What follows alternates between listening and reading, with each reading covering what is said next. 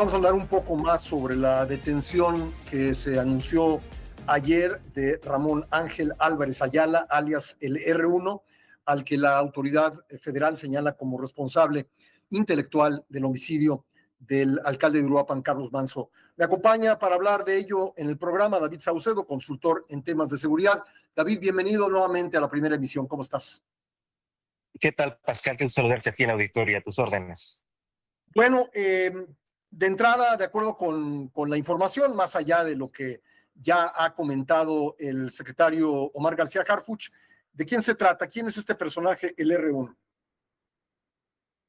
Es un jefe regional del Cártel Jalisco, pero que él no inició con este grupo criminal. Él en realidad formaba parte de las mafias locales michoacanas, que durante mucho tiempo tuvieron el control y no solo de la actividad económica, sino también establecieron un dominio político, teniendo bajo su égida a varios alcaldes de esta región de Uruapan, de toda la zona de la periferia de Uruapan.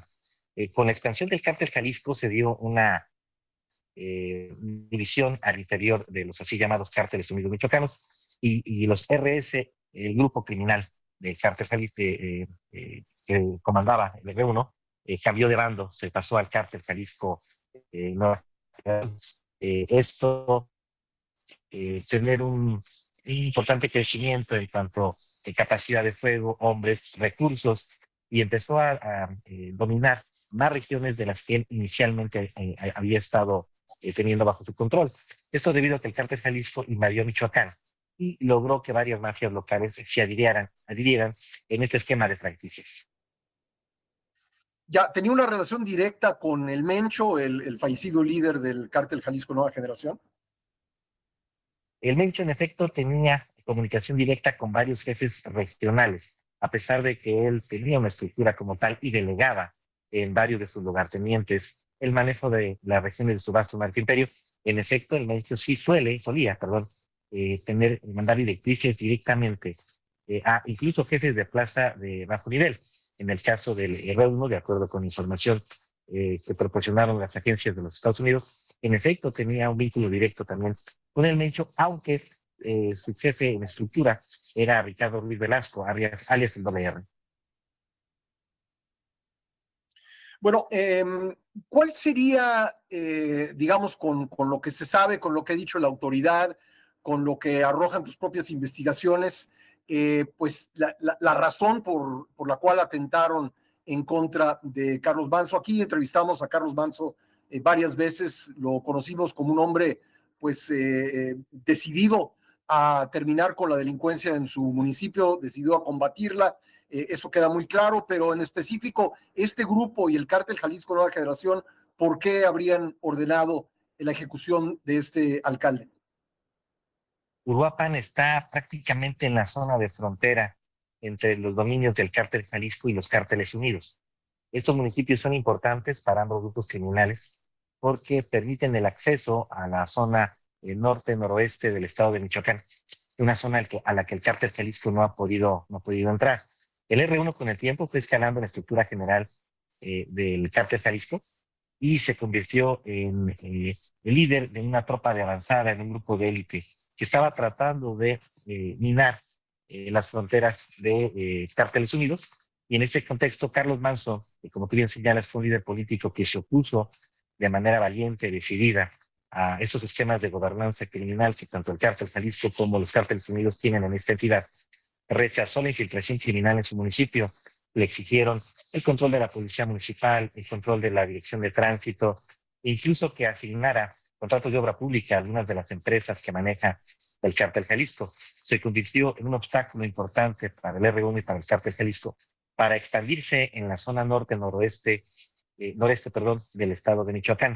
Y fue una zona de gran peligro, así lo percibían ellos, puesto que en el caso de que Uruapan no se sometiera al dominio del cártel Jalisco, tenían el miedo, la percepción de que cárteles unidos podría entrar por esa zona para tratar de minar este dominio que el cártel Jalisco ya tiene en la zona. Entiendo que hubo varios intentos de llegar a Carlos Manzo, de sobornarlo. Él rechazó todas estas solicitudes y el R1 tomó la determinación de enfrentarle y darle muerte.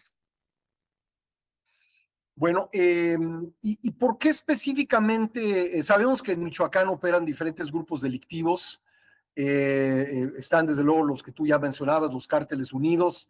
¿Por qué específicamente se ganó la animadversión del cártel Jalisco Nueva Generación? Es porque el cártel Jalisco tenía el dominio de Uruapan. De hecho, había infiltrado a la policía municipal e incluso administraciones municipales anteriores que antecedieron a Carlos Manzo, sí habían establecido una sinergia político-criminal con el cártel Jalisco.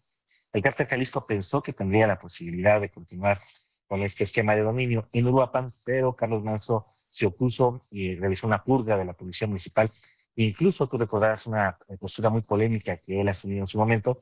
Le pidió a sus elementos que utilizaran fuerza letal para enfrentar a los grupos del narcotráfico. Esto es algo completamente inusual. En ocasiones la fuerza letal no es usada ni siquiera por las fuerzas federales. Tú recordarás este episodio conocido popularmente como abrazos y no balazos, que instrumentó el gobierno federal.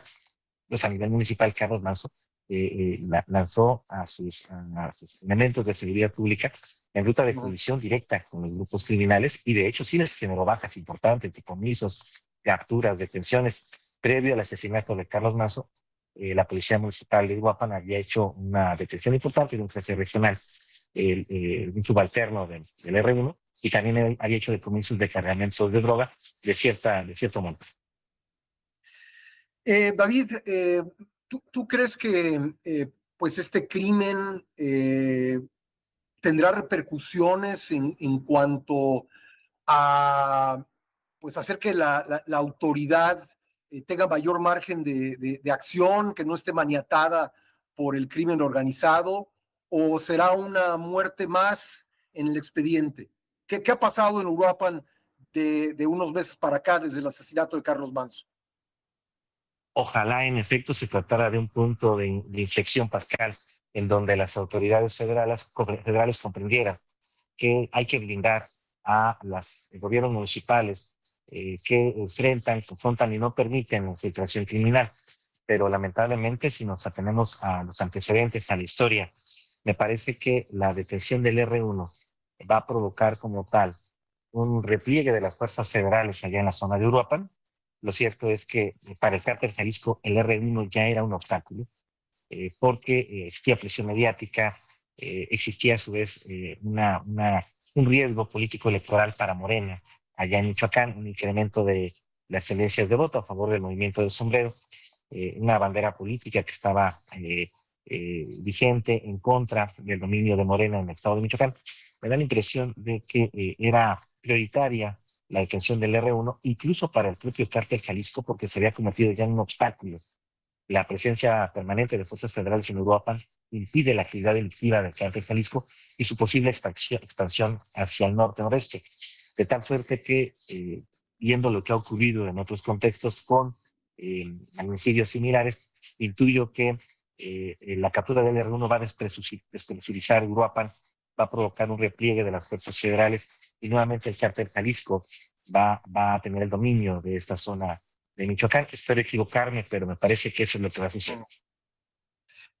A reserva de platicarlo en su momento con detalle, pero aprovechando que estamos hablando de estos temas, ¿qué significa ir a elecciones para renovar poderes en Michoacán en este contexto, David? ¿Qué podemos esperar? En el pasado ha habido partidos políticos que han declinado postular candidatos.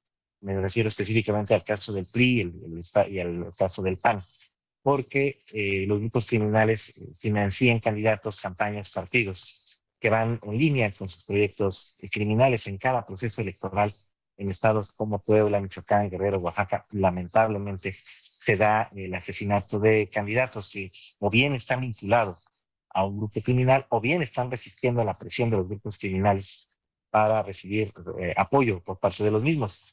Lo que es peor, algunos partidos políticos, sabedores de que los grupos criminales cuentan con base social de apoyo y que pueden direccionar el voto en favor de candidatos y de proyectos políticos, en lugar de combatir a los criminales, establecen sinergias. Entonces, la época electoral es un momento en donde en lugar de combatir la infiltración política, los propios políticos están buscando a los grupos criminales para recibir votos, para conseguir financiamiento y para poder avanzar en el dominio, en este caso de las alcaldías importantes, y en el caso del gobierno estatal, tener el control de los distritos que les permitan tener mayoría calificada para poder tener gobernabilidad. Es decir, los grupos criminales no son vistos como adversarios en un proceso electoral, sino como aliados del mismo. Bueno, pues ya lo estaremos viendo y comentando. David Saucedo, te agradezco mucho que me hayas tomado nuevamente la llamada. Gracias, Pascal, te mando un fuerte abrazo.